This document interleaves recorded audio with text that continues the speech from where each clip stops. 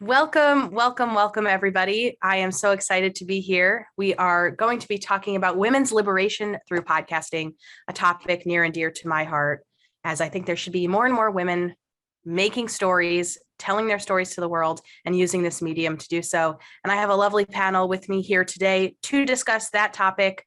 We have a lot to get through in the next hour. So before that, I would love to ask each of my panelists to introduce themselves, tell us a bit about who they are, and what brings them here today. Let's start with Kaz.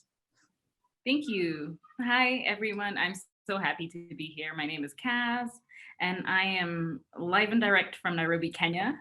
I am a certified sex educator, a consent educator, and a content creator, television host, podcaster, all that good stuff, and a bunch more other things because, Black women are the future who do like way too many things and should be resting.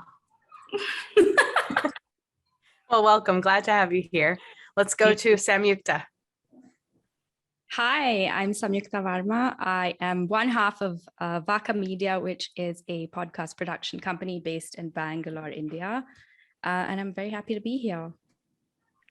And I'm sure we'll find out more about each of you as we go. Let's go to Radhika. Hi, I'm Radhika Viswanathan. I am the other half of Vaaka Media. We are a podcast production company in Bangalore. We are audio producers and we produce a podcast. We produce a number of podcasts, but among them is City of Women, which is our favorite show. Love it. Well, welcome everybody. My name's Arielle Nissenblatt. I will be moderating this session. I'm the community manager at Squadcast FM, which is a remote recording platform, and I'm the founder of Earbuds Podcast Collective, which is a podcast recommendation newsletter and podcast. And I'm sure I've listened to a lot of the work that you all have put out into the world, so it's an honor to be here with you today. I want to start off by asking a question, a general question for you. Has podcasting opened the door for women to share their experiences fully and authentically? And that question can be for anybody. Let's start with Radhika. So I do think that podcasting has opened the door for women, especially in India, to share their experiences. I mean, I think that the one thing about podcasting is that there are no gatekeepers, so to speak, in that sense, when you compare it to other kinds of media, if it's broadcast or print or video. And so because of this fairly democratic nature of podcasting, women can create and share their experiences. And we are seeing an increasing number of women-led and, podcasts for women being produced in India. That said, I think the main issue is that people aren't entirely comfortable, or let's put it this way, that they aren't used to hearing feminine voices or hearing the voices of women. And so we still have a long way to go before female voices are normalized beyond the kind of the typical newsreader role in India. But I'm very optimistic. So I think it has opened the door. Yeah, I can definitely back that up when it comes to people not being used to women's voices, even in the US. If you go to some of the most popular podcasts on Apple Podcasts and just scroll through the comments, it's never about the content. It's never criticism about the content. It's criticism about the voices. And that is something to behold. Let's go to, sorry, go ahead. No, I was going to say you're absolutely right. That's exactly how it is for us. We've had so much feedback, which is more about kind of like the tone and timbre of our voices and how we should change it rather than our content. Yeah. And it's kind of like, that's how I talk. And that should be okay. Let's go to Samyuktha.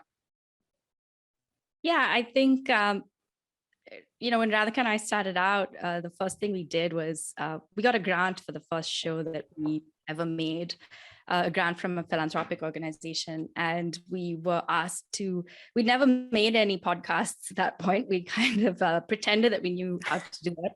And we were given some money to produce this pilot. And the funder took the pilot and then sent it around to a couple of people that they knew. And so much of the criticism of that episode were how we sounded. Love that. A lot of unsolicited advice, which kind of, I think, just made us dig our heels in and just decide, okay, well, we're not giving up that easily. And if you're offended by what we sound like, we're certainly going to shove more of us down your throats. So, I think the thing with India is that there is a very developed media landscape. We come from a country that has millions of newspapers, millions of TV channels. It's a very developed environment, and podcasting is new. But we're certainly seeing really interesting things slowly come out of the kind of podcasting world in India, and shows by women, shows by other kinds of underrepresented groups are certainly sort of creeping out. Of course, finding them is hard, but that's a different kind of problem, I think. Yeah, hopefully we can get into discoverability a little bit. What about you, Kaz? What's going on in Nairobi? Can podcasting open the door for women to share their stories fully and authentically? Absolutely. I think that podcasting has opened so many doors for people who didn't have avenues to speak about so many things that are usually governed, like Radhika said earlier.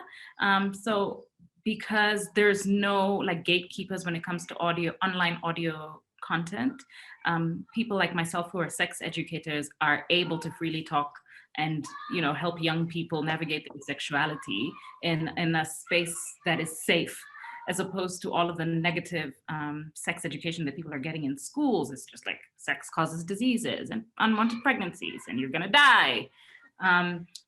We have more of a platform to be able to say, actually, there's so many different aspects to sexuality that don't cause death.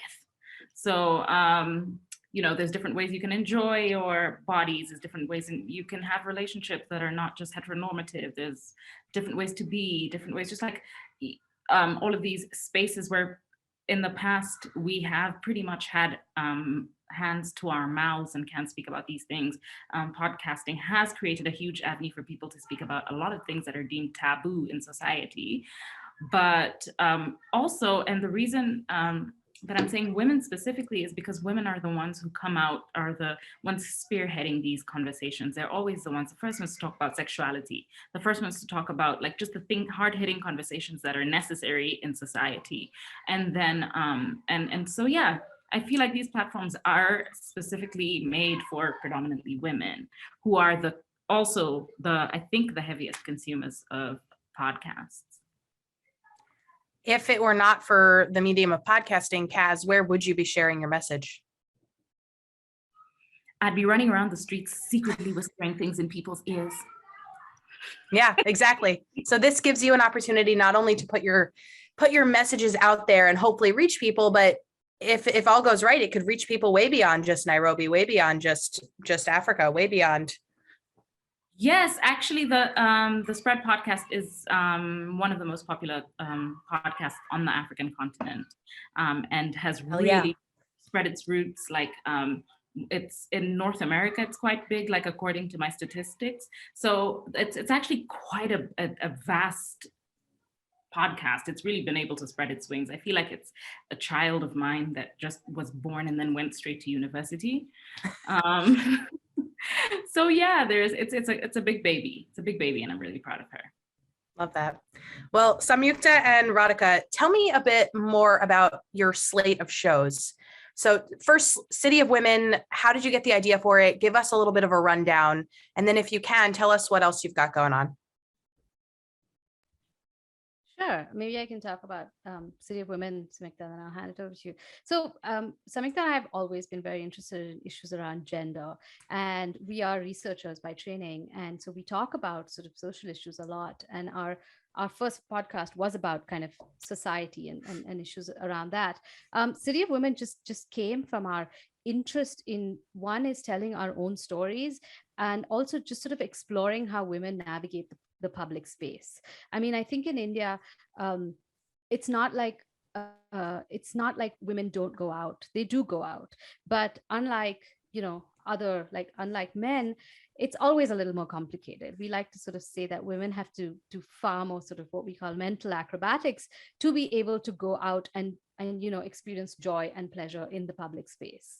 So that's kind of what our show is about. And we love telling each other stories, but this happened to me and that happened to me, and they're always sort of they're also sort of learning experiences for us. They're more profound. They teach us about ourselves, about who we are, how we relate to other people in society. And we thought, okay, let's just make a show about women telling stories. We're very, very focused on the encounter in the public space in that sense. What happens when you're outside? And what happens when you're outside? So many things could happen. You could have a moment of fleeting joy. You could sort of get into a fight. You could find yourself in some kind of mischief. You could have to extricate yourself from a difficult situation. You might be going outside just to sort of get some private space for yourself. And these are kind of all sort of fleeting experiences that when you ask other women in India, they'll be like, yeah, that happened to me, but I don't know why anyone would want to know about it, because it's so boring and mundane. And that's where we come in and say, no, that's actually really fascinating for us. Tell us what you felt in that moment. What was it like? So that's kind of like how City of Women emerged. And we've made 2 seasons of City of Women. We have a 3rd season coming out in July. Samyuktha, you want to add anything? Yeah, I think it's a show that sort of celebrates the kinds of stories that women tell each other, not necessarily the ones that they feel are relatable to other kinds of people.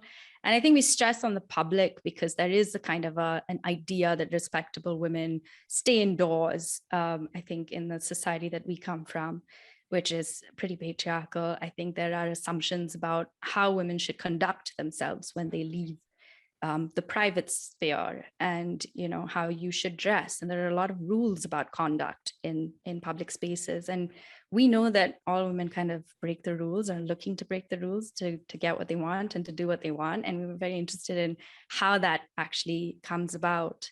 In terms of the other kinds of shows we make, we produce a lot of shows that are about social issues. We produce a lot of sort of documentary style shows that are different in format from City of Women, that also talk about environmental issues. Gender is a big part of it.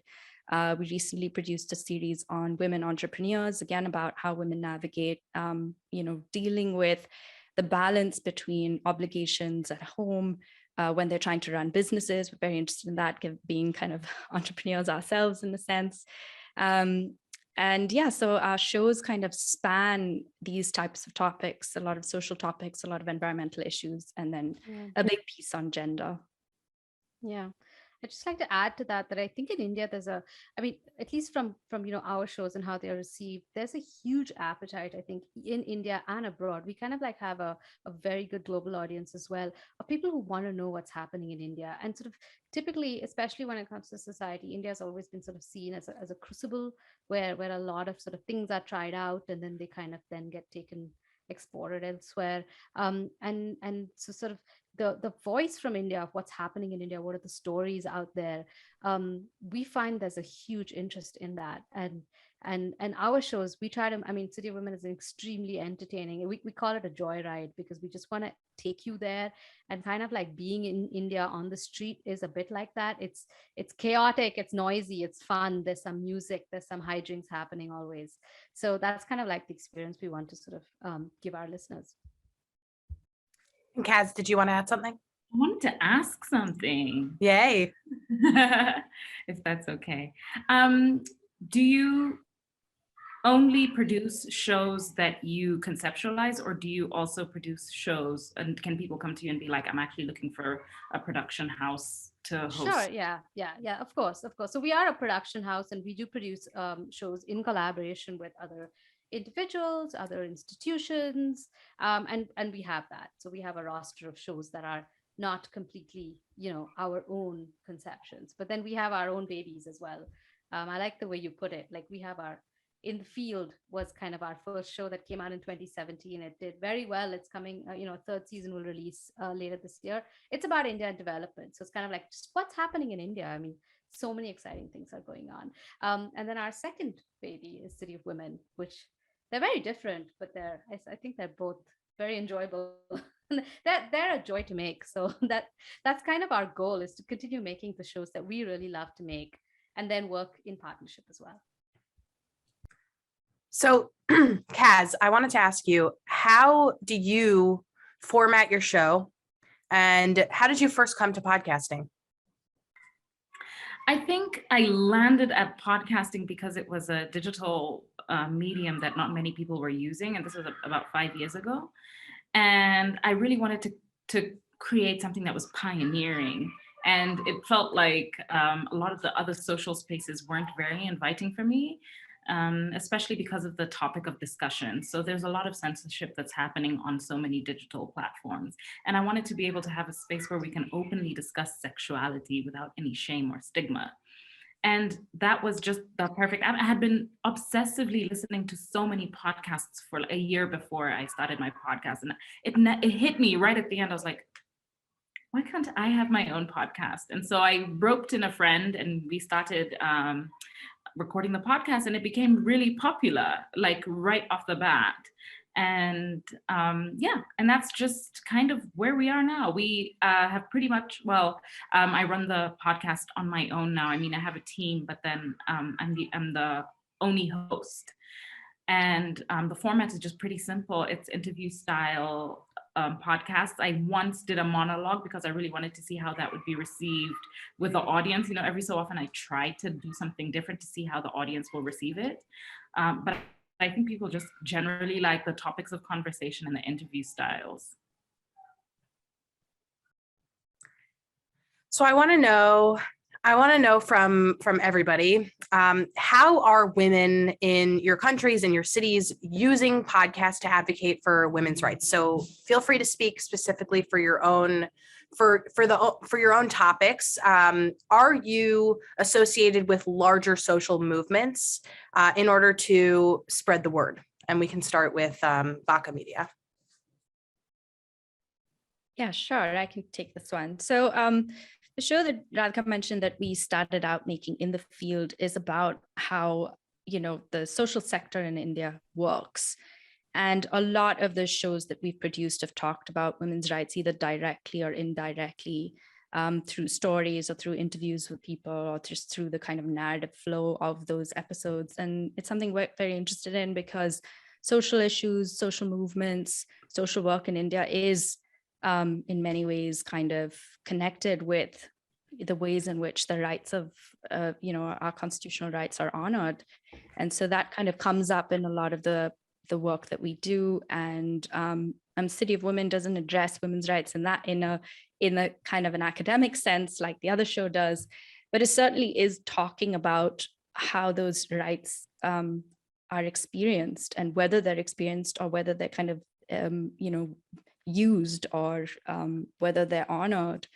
And I think that in the kind of wider media landscape, podcasting is still very new. So you still find other forms of media that kind of address this in a much more sophisticated way, I would say, just because it's nascent. So written media is still really important in India. There's a lot of feminist publications. There's a lot of feminist newspapers. So the audio kind of aspect of it is just still kind of starting out, I would say. What would you add to that, Radhika? Yeah, I mean, I think Samyuktha's kind of explained it really well. I think what's interesting in India is going back to this question of voice, right? Voice and representation. And so much of the sort of fight for women's rights has been about recognizing the stories and experiences of women. Now, of course, in the field, we kind of try and give our listeners, we try and sort of give them kind of like a historical, I mean, that's not the right word, but like, how do we get here? What's happening now? And what are people talking about? That's kind of like the approach we take. But I think sort of going beyond our show, increasingly you find women using audio, and it could be on different platforms, but just audio to put their voices out. You have much more documentation of women being outside, of women talking, of women debating these issues. So I think existing media is the ecosystem as well developed, and you have a lot of sort of conversations going on about women's liberation, or but definitely audio is a great medium for just getting that voice out there, and that's, I think, increasing now. And do you think that's because there's no expectation for video to be on? It's easier, it's a lower lift? Well, I don't know if it's about expectation of video to be on, but I think it's easy to record your voice, right? It's far easier to just sort of record something. WhatsApp is really big in India as well, so you find a lot of people using voice notes to communicate. So we have other platforms where sort of audio is the first thing you kind of turn towards. Got it. And Kaz, what about you? What women's issues kind of in the larger public square is your show, or the topics within your show addressing, and do you find yourself advocating publicly for them beyond just the recording? Yes, absolutely. I'm actually an activist for women's rights and for LGBTQ plus rights in Kenya. So find me in the streets whenever there's a protest. Yeah, so a lot of the time, the public space allows for people to be political activists in the way that they can on the digital platforms. Like Twitter is really huge in Kenya and has changed so many people's lives, both for the good and the bad, but can be used can be used for change. And so many decisions have been made based off of how many people are tweeting or signing petitions or speaking about issues that are really important. Like the rate of femicide in Kenya is really high. The rates of queer, recently there was a non-binary lesbian who was killed in Kenya. The Kenyan law enforcement people did nothing about it. And then the queer community went crazy on Twitter and it got picked up by international news outlets. And then like a month later is when the Kenyan news publications were like, oh yeah, here's something that's important, but just because CNN has tweeted about it or because BBC is writing about it, So I feel like advocating for different causes can start on a digital space or like on a platform like podcasting.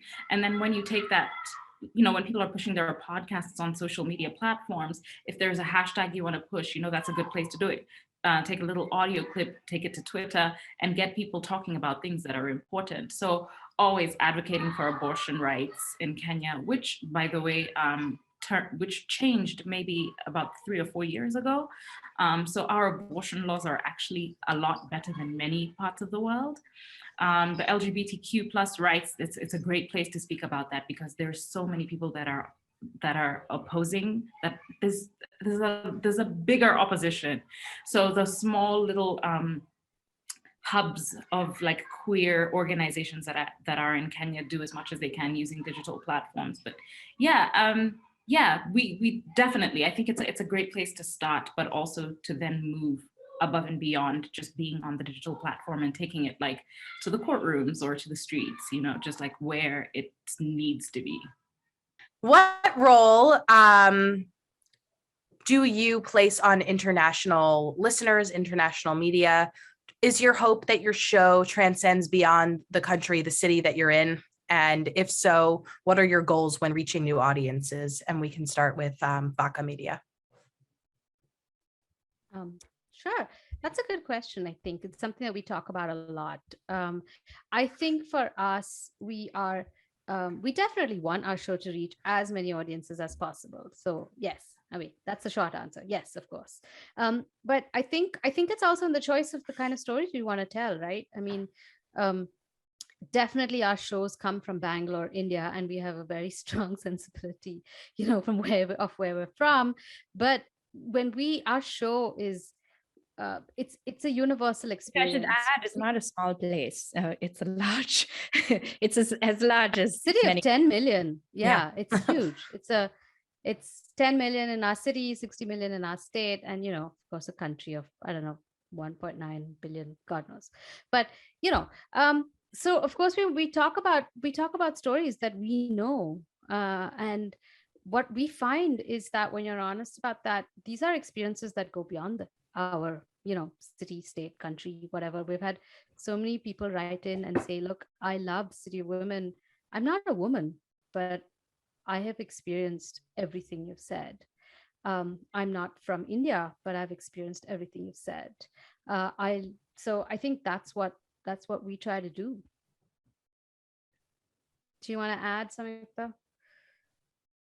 Yeah, I think that we've been very surprised actually by the kinds of responses that we've had to our show and the places that it's traveled to. But yeah, I mean, each show has its own audience, of course, and as much as we'd love for it to resonate, we kind of, I think, have in our head a pretty good idea of the kind of person that now responds to our show and, automatically likes it. And, when we're making it, we're certainly thinking of that person in our heads pretty clearly when we're trying to make our show. But yeah, we've had some extremely surprising responses from people across the world to the stuff that we've made. And yeah, that's really what's kind of kept us going in a way. Tell me about some of those. Who's reached out, and from what corners of the earth have you heard from people? I have a really bad memory, so I'm going to have to ask Radhika to help me out here. But do you remember from that all one guy called Justin or something? Some guy. we have so many random people. Yeah, which is really like City of Women is the best show ever. I mean, we've had people write in and say, "Oh my God, what you talk about, experiences on the street in Bangalore is exactly what happened to me in New York." Wow. We've had people from sort of Africa writing in. Wrote to us once. Yes, there was a lady from Spain who gave us a great review completely in Spanish. We don't speak Spanish. We were like, "Who is this?" And she was just like, "This is the best show ever." So yeah, I mean, we've had listeners write in from all over, definitely from the South Asian subcontinent, of course. We've had listeners from Africa as well. Yeah. Especially for us in the field, which is a lot about sort of social progress, narratives around the development, where we want to be as young kind of countries. And we've had a lot of responses from people from other countries, lots from Africa, lots from across South Asia, because obviously there's so many similarities, so many social issues that we all sort of are dealing with in very similar ways. But yeah, because it is about development work, it's about NGO, it's about the kind of work that gets done in the name of progress. We get a lot of responses towards that show from other places. And Kaz, what about you? You mentioned before that sometimes change at home happens because of international pressure. So what role do you place on folks listening from other countries? Do you hope that the show goes well beyond Nairobi, goes well beyond Kenya? And if so, what impact do you hope that it has? It's so interesting. When I first started the podcast, we actually had a bigger reach outside of Kenya than we had inside of Kenya. So over the past 2 years or so, I've been trying to reel it back into the continent, because it's actually just had a higher listenership in North America between like the US and Canada for whatever reason. And I think a lot of the time, one of the things that I learned, I remember going for a podcasting festival right when I started the podcast about 5 years ago in LA, and meeting like an array of different, it was also a women's podcasting festival, and meeting an array of like women who were starting in the space. And maybe about like a year after that, some people who I had met at the podcasting festival asked if they could interview me for their podcast, and I agreed. And then their podcast blew up and it got bought by like some big production house, and so like a lot of people listened to the podcast interview that I had done with them. So I had an influx of listeners from North America. And my statistics for a really long time was that most of my listenership was actually outside of the continent. And then the second highest listenership was Kenyan. And now I'm really trying to spread my roots throughout the African continent. And one of the things that I've learned, and if anybody is listening, is like the best way to get your podcast out there is to do a lot of cross advertising with podcasts. And if you can, just try and get interviewed on different podcasts that have different viewership. So it's really important to do that work, especially in the beginning when you're trying to build your podcast.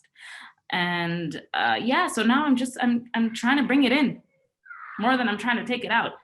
Also, I must say that like I have a lot of people who listen in from India, and I love India, and so much. I think part of my heart belongs in India. And I have a lot of like relationships with people who are in the sex positive life like sex life, sex education space who are in India. I mean, I have so many little, every time I meet like folks who are working out of India, I'm just like, I found me some new friends. I'm actually really excited about this panel because I'm like, oh, I want to work with them. Yes. But I hope I answered your question. Did I answer your question? Yeah, it's a really important question because it depends what your goals for your show are, right? It sounds like for you, Kaz, you want to be making change within Nairobi, within Kenya, and within the continent of Africa. And once you go beyond that, yes, it's important to get new listeners because it, makes the show bigger. But ultimately, are you kind of taking away from the mission?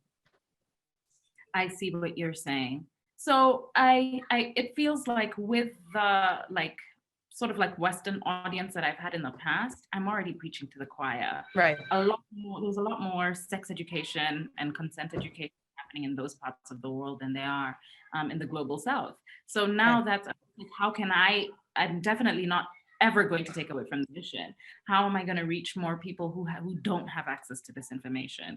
But yet, in the same breath, how many people have access to smartphones or devices to listen to podcasts, or how are people listening to podcasts? And then secondly, how many people have access to Wi-Fi or just data on their phones? So it's, as much as podcasting will reach only a certain audience, it's like targeted at people who listen to podcasts. How do you start to then send the message far and beyond people who listen to podcasts? Because at the end of the day, the work that I'm doing, the work that I'm doing is more important than the podcast itself. Right. Well, with that, what sorts of episode repurposing are you doing? Kaz, I imagine you have a social presence. So I imagine you're getting on Instagram, you're getting on Twitter, and you're sharing the concepts from within your podcast with folks elsewhere. And Radhika and Samyuktha, I imagine the concepts from within your episodes are reaching beyond by way of conversations that are happening or webinars that you're doing. So what are you doing beyond the podcast to continue spreading the word? And we can start with Vaaka. So I don't know what you were going to say, but I think one of the things that we have done, I think, throughout our careers, even before this, is just communication in a very broad sense. And we've worked with a lot of ground-based organizations that are, philanthropic in nature.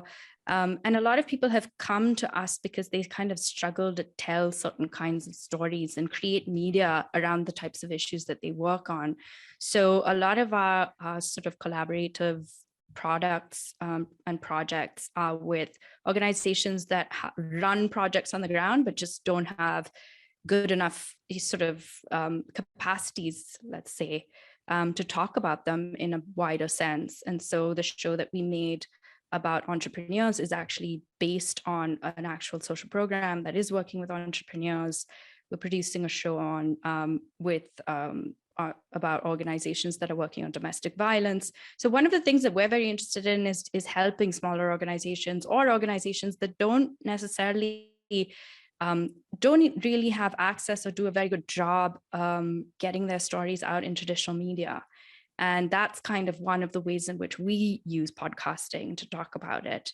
And yeah, it does. I mean, you can definitely argue that the audiences are very much limited by access to smartphone, language, proficiency with an understanding of what actually a podcast does. But you'd also be surprised to find out how many in that group just don't actually get enough good media, quote unquote. We're all kind of suffering from being drowned out by, just the kind of crap that inundates our lives via social media or WhatsApp or whatever it is. And I think there is an appetite because people feel kind of starved, I think, of knowing what's actually happening in the world. And so I think a lot of the work that we do is of that nature. It's about helping people who are actually doing things on the ground tell their story. Yeah, I mean, I'd like to add to that. I mean, specifically when it comes to City of Women, the reason we make the show the way we make it is because, like we said earlier, I mean, these are stories of women. And I think the most important thing is for for other women to feel represented on our show.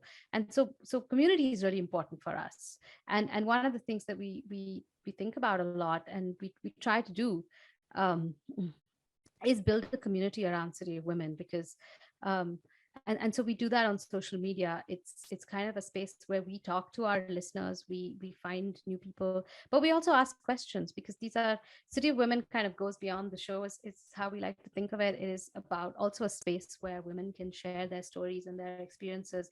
And so the social media community that we're built is very much about that. So you could come here, we ask questions, we have questions asked of us.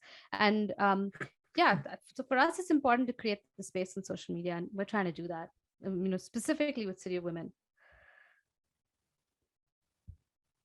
And what about you, Kaz? One of the things that I found is a really good way of doing the work outside of the podcast is hosting live recordings of the podcast.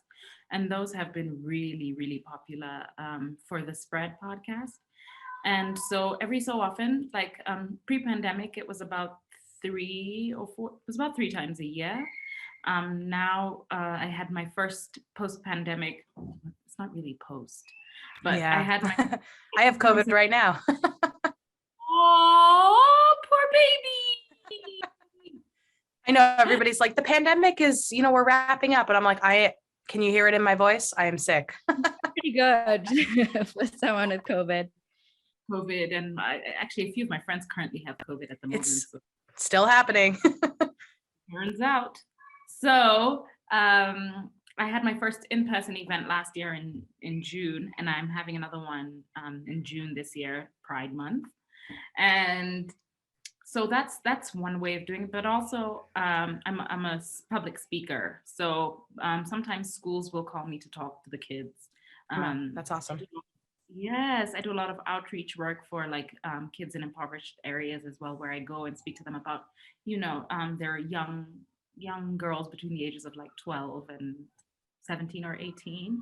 And we talk about like the use of contraceptives and things like that. And I allow them, the anonymity to ask questions as well, where they can just write them down without putting their names on, and I don't have to call anybody, So I think with the work that I've been doing and the popularity that the podcast has gained, I think it's allowed me to also go outside and preach, what I have learned, or what I'm certified to teach as well, which I think is really important. So that, for the most part. Yeah. When discussing issues like this, there's the good, you're making change, you're reaching new audiences, you are spreading a message that is important, but there's also some negativity that can come with that. There's people who do not agree with the fact that you want to spread these messages. So I'm wondering candidly, and I think it's important to share these stories, if you've gotten pushback, and if so, how you've dealt with that pushback. Yes, I have gotten a lot. I imagine. Yeah. I mean, when the podcast first came out, the government tried to shut us down because they thought that we were going to be teaching people about being gay, how to be gay. It's a how-to guide. I know, right? First you're born. And then you choose whether you're gay or you're straight. Exactly. Pick the box. Yeah. Right at the hospital. So we've had a lot of government pushback. Obviously, in the sex ed world, or in the sex work world, there's a lot of pushback from digital platforms. Like I had said earlier, there's a lot of censorship. And then there's like a lot of people who would rather, like keyboard bullies. There's a ton of those who will come into your inbox and shame the living daylights out of you. And how do you push back? One of the things that's really important is like find the battles that are worth fighting. So sometimes I have the energy to respond to people in my DMs. Most of the time I don't. And when it comes to like government things, I really do try as much as I can to find the loopholes in like the Constitution, or in just the way the laws are written. It's like there's so many little loopholes, and I could be like, well, actually. technically it's not illegal. Actually. Exactly. So yeah, for the most part, like pick the battles that are worth fighting for, push back on people who are pushing back, or just block and ignore is also a really, really big thing to do. And should be used more often by everybody. In IRL, in real life. Absolutely. What about you, Radhika and Samyuktha? What pushback do you receive, and how do you then push back on the pushback? I think everything we've received has happened in sort of in the kind of microaggression zone, maybe.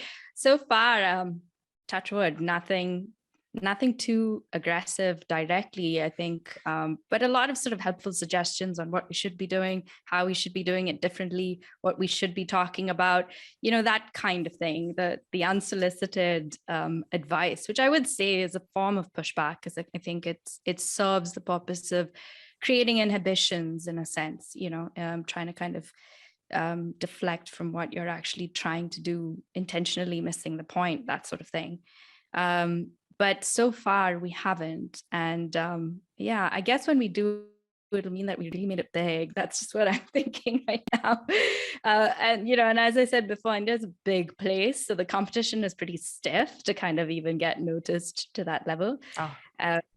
But yeah, so far it's more been in the kind of micro zone.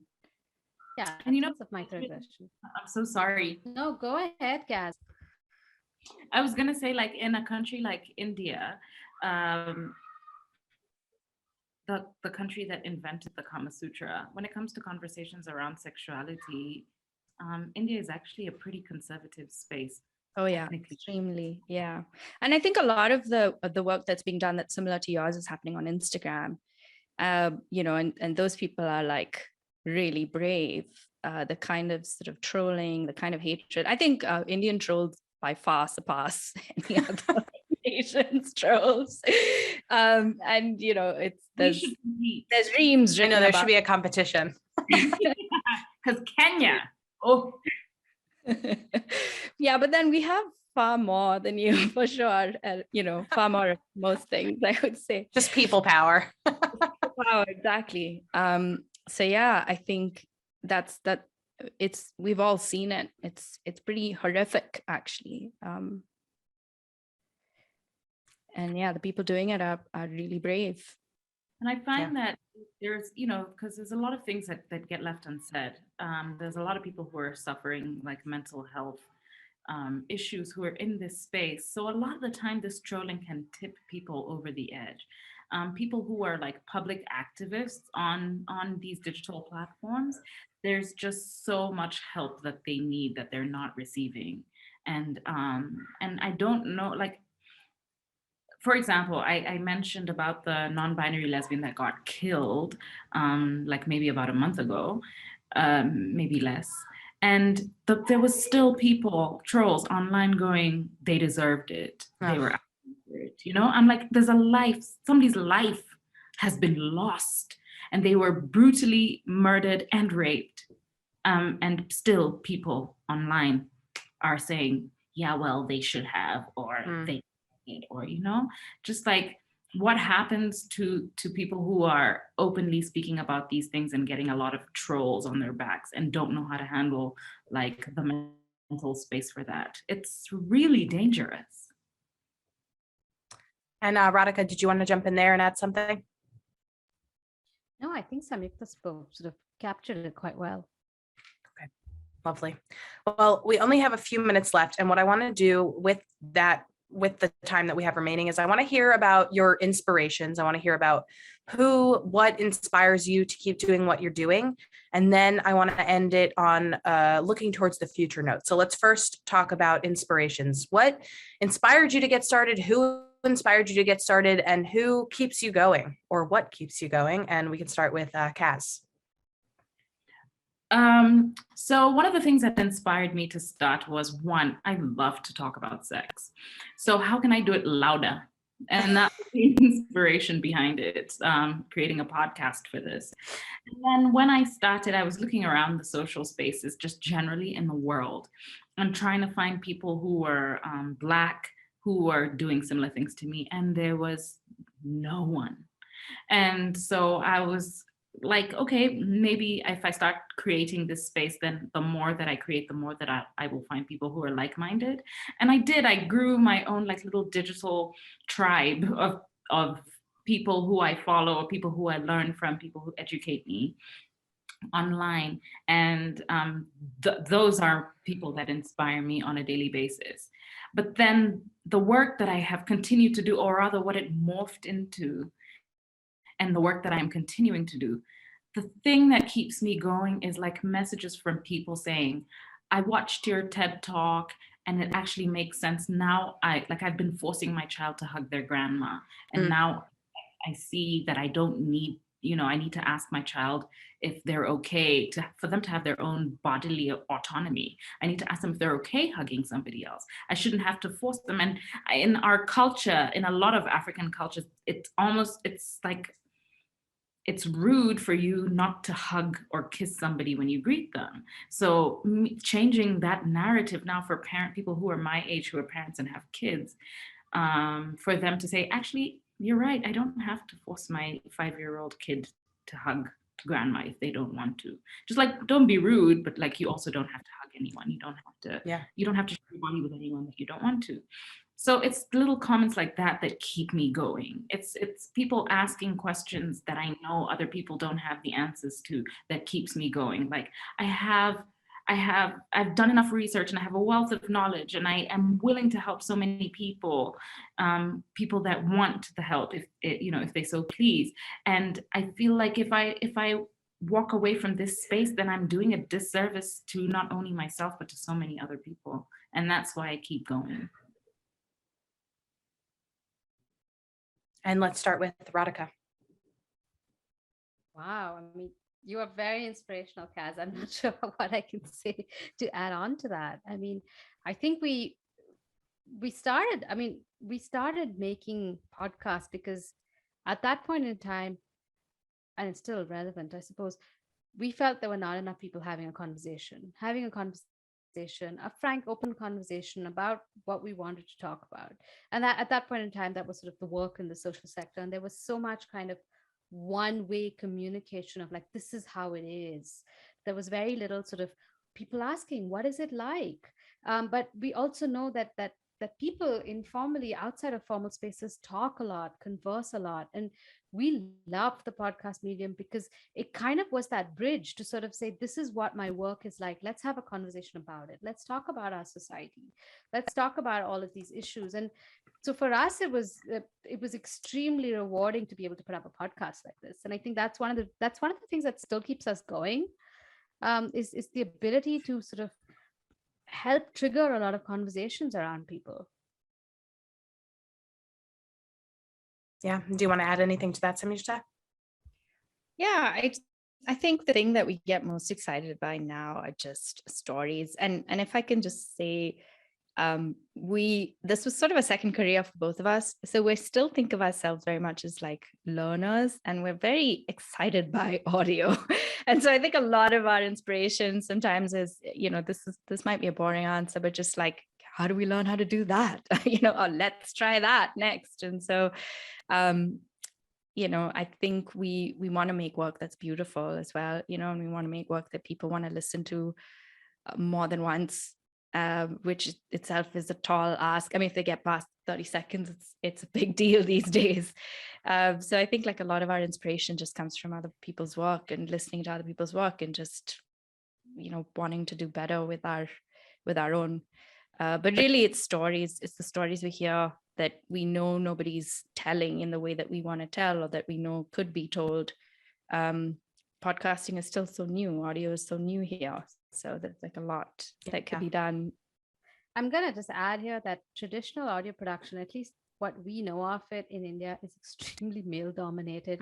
So it's really thrilling for us to be able to like learn all this, and sort of we teach ourselves and we make stuff that we like. So there are any sort of women audio producers out there in India who are listening to this, please reach out. It's a very lonely space. It's not the most collegial space. So just reach out. We're always looking to find more people like us. Yeah, I think the best audio producers are the people who are learners, who are students of the craft. And I think that shows through in every aspect of production. Okay, so let's look towards the future. We don't have that much time. So quickly, what are you looking forward to in the next few months when it comes to your podcast production, the messages that you're getting out into the world? And it can be a special interview that you've got coming up. It can be a live event that you've got coming up. Give us the details. We'll start with Kaz. Well, actually, I do have the spread live, which is happening. I don't have a date yet. Sometime in June. Sometime in June, yeah, for sure. Actually, a lot of the time, it's a very intimate setting. We don't sell more than 100 tickets ever. And we kind of like to keep it really safe. So I never also let people know where the venue is until like the day before, just for safety's sake. Wow. Yes, so we have that happening. I actually am currently looking for a producer, so this is really great that I'm here. And I'm sort of I feel like the Spread Podcasts needs to step up to the next level. And that's what I'm looking forward to. I'm looking forward to what that next step looks like. And I know because I've been so immersed in the podcast myself for the last 5 years, I would really like outside ideas and like, what are the ways in which we can step up? Like what's next? Because I've seen people's podcasts and I've seen how the production works, like the behind the scenes, and I'm like, I feel like the audio quality is really great because I'm a musician, so I have like the background of like engineering as a musician, but then I also don't want to do the work anymore. Can somebody else do it? Feel that? Yep. Yeah, I'm actually looking for like whatever it is that the spread is about to become in 2022. I know we're halfway there, but it's still 2022. So yeah. Awesome. And what about from the Vaaka Media side of things? Let's start with Radhika. Well, we're really excited because City of Women third season we are going into production and we're hoping to release episodes soon in like 2 months. So hopefully in July, a new season of City of Women is going to come out there. I've said it. Now we're sticking to that date. We're really excited because, our season last came out in November. We've been doing working on other projects, but this is a really fun show and we're really, really excited to sort of make the episodes. And so I hope all our listeners and people out there look out for us, July onwards. Awesome. And Samyuktha? Yeah, I mean, we're excited to, we've done a lot of sort of production work for other people in the last 6 months. And I think we're just kind of dying to get into our own material right now and just, produce our favorite stuff. But I mean, the thing that I'm just enjoying, and I really hope that the pandemic doesn't ruin it, is just interviewing people in person. I think after like 2 years of Zoom interviews, it's just been so it's kind of sad. Yeah, I know. And I as exhausting actually it is to interview people in person, which, it's almost like we had to kind of raise our endurance again to like be running around town, meeting people. And we've done a little bit of that in the last few months. It's so much more rewarding. And kind of excited to just stick mics in people's faces, actual faces, and talk to them. Well, thank you all so much for joining me today to discuss women's issues and how podcasting can help amplify the fight for women's liberation across the globe. Samyuktha, Kaz, and Radhika, it has been such a pleasure to chat with you at the International Women's Podcast Festival in partnership with Pinterest. Thank you all.